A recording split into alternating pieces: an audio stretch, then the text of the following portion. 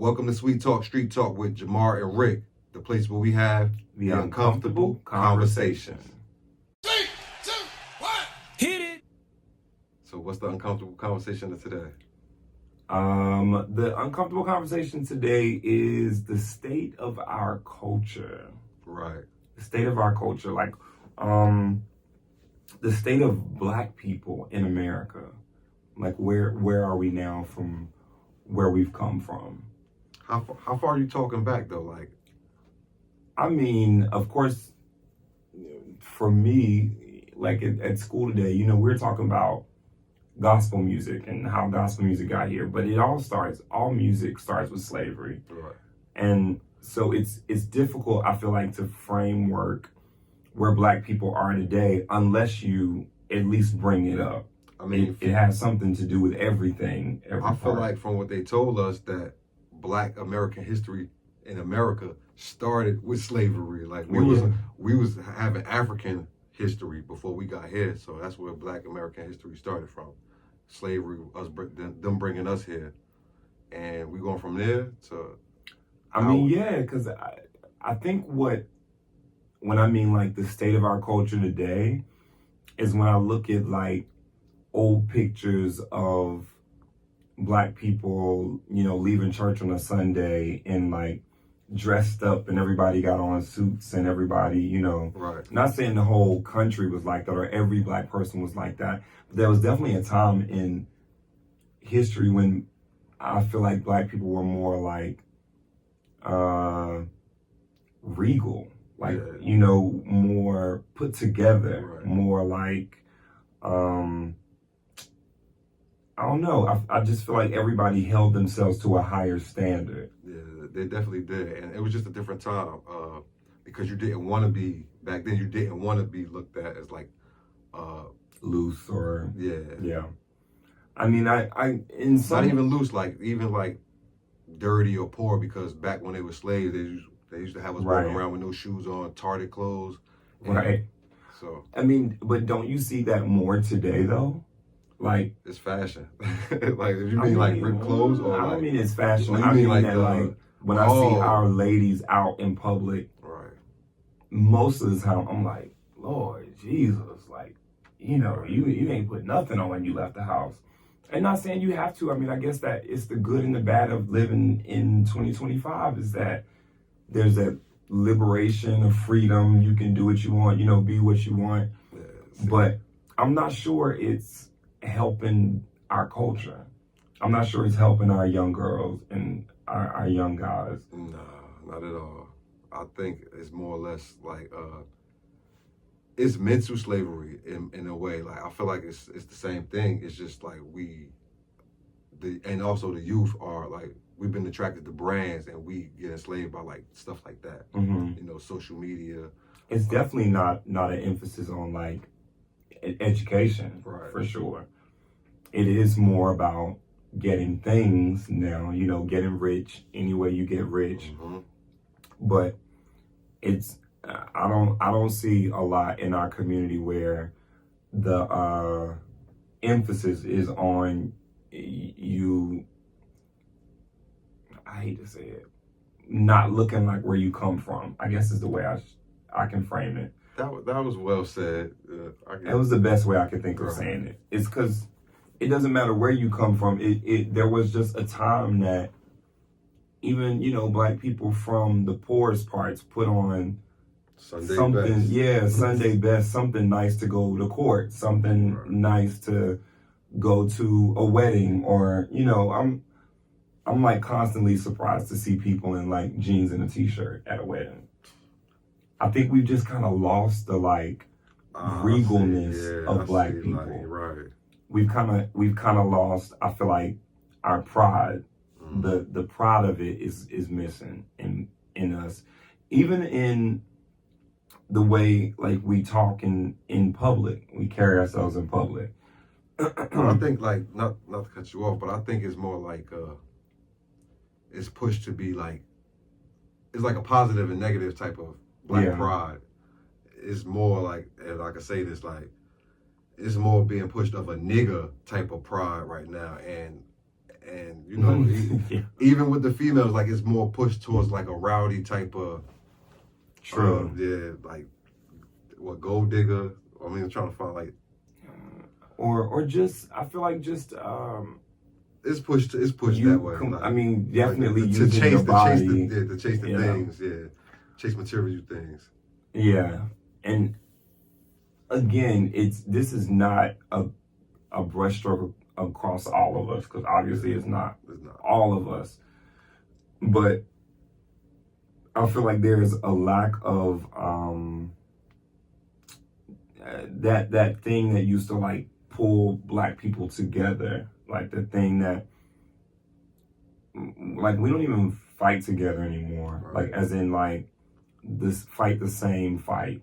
Right. What would you call it? That's black pride. That's what it is. Like that brotherhood, that togetherness. Like, Yeah. like, you my cousin, even though you're not my cousin type of vibe. Like, you know what I mean? Right. Like, so I think it's every man out for themselves, and I'm not sure we like look out for one another the way we used to look out for one another.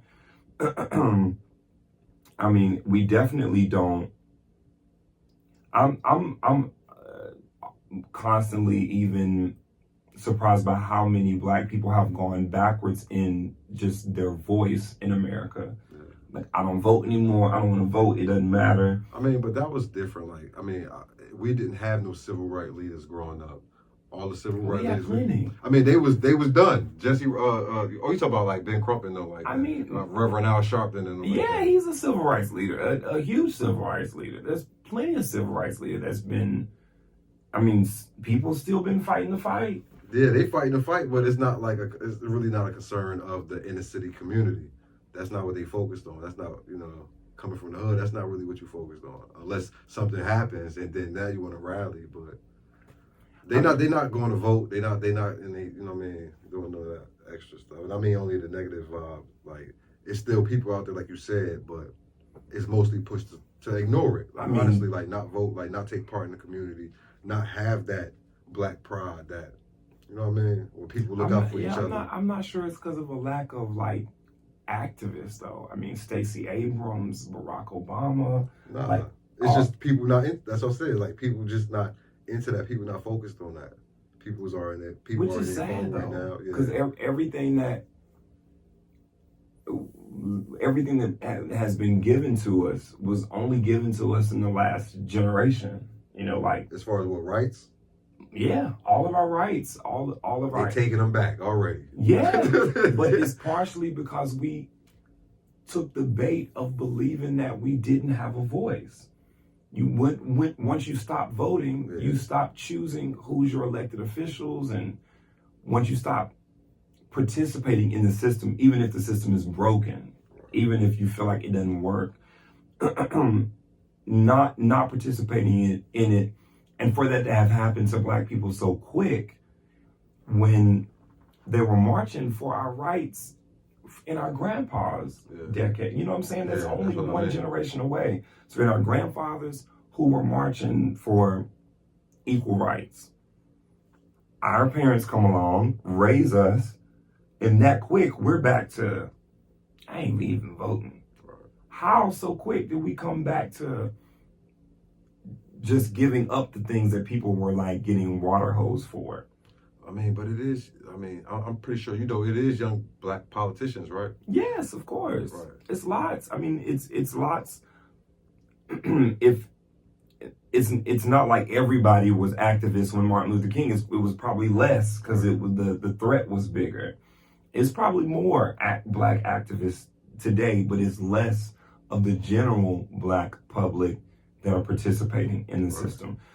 Martin Luther King Jr. makes a speech and thousands of people show up to the speech. I don't know who could get thousands of people to march on the lawn today. But Louis Farrakhan do another Million Man March. would that even? Yeah, that was in the 90s, right? Yeah, it's been a long time ago. Yeah, that's over 25 been years. 30, almost 30 years ago. So I don't feel like we've seen that. And even when we did, I guess you would call it come together for Black Lives Matter, it was so opposite from what we did before. Right. that did get results, that it ended up hurting us. That's because it became a business. Well, I think it became violent also. Or Black Lives Matter. Yes. It became destruction of property. I mean, you got to get violent sometimes. The Black Panthers got violent sometimes, but well, this is true. We don't teach much about the Black Panthers in school. We teach about Dr. Martin Luther King Jr. because his way worked. But you got to understand that we actually watched, like, back then you really didn't see, you heard about it in the paper or something like that, but we actually get to see, officers taking Black lives. And that is very true. To have the access that we have now, and I feel like the seeing so much of it, it does it just makes you mad. It makes you angry. And you're kind of right. So many people probably heard about Emmett Till, but never saw Emmett Till. Maybe until the newspaper came out, and I think they actually put him in the newspaper like that, but it wasn't going around the whole country. It was. I mean, when the story made it, but it'd be that local paper that get it first. And we knew the second that George Floyd was killed. Exactly. And it was all over everything, and you heard about it. So, I mean, I can see, and then when you had all these different killings, Trayvon Martin and stuff like that, I just feel like it ended up becoming, like, remember, it was looting, targets and stuff. None of that stuff helped us. Look at where we are today. But I think about being able to see it, it's either to do one or two things. It's either going to stir something up in you, or it possibly the reason that people lose hope and stuff. I think that's I think that's what it is. What happened is that people seeing so much of it look like a battle we can't win. Right. Whether we vote or not, it looked like a battle we couldn't win. But I mean, just looking at where we are today and wondering, did that work? What we did. Black Lives Matter? With Black Lives Matter and all the marches and all of that. And now we have Trump in office, who has rolled back DEI. At the end of the day, they sold a lot of shirts. They sold a lot of merch, I'll tell you that. They did. At the end of the day, we can burn down a lot of buildings. Right. But if we're not putting no bills up, if our kids are not going to college, the system still is the system. And until enough of us get in the system to break it, it's still going to be the system. So, yeah, we can burn some buildings down. We can scare some people for a while. Right. But after that's done, Martin Luther King Jr. got the act signed, after JFK was shot. This was 1968, something around there.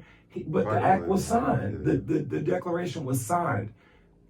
All his marching and his speeches would have meant nothing if he didn't get that paperwork signed by the president. Right. Because it wouldn't, okay, so y'all mad. Right. Keep riding the back of that bus until they signed some paperwork that said Jim Crow is over. Nothing changed. Now we think the fight is the most important part. The fight is effective. Right. The marches they did, and they were, fighting against the dogs and all of that. It's effective because it's good propaganda, to be honest. It gets everybody else riled up.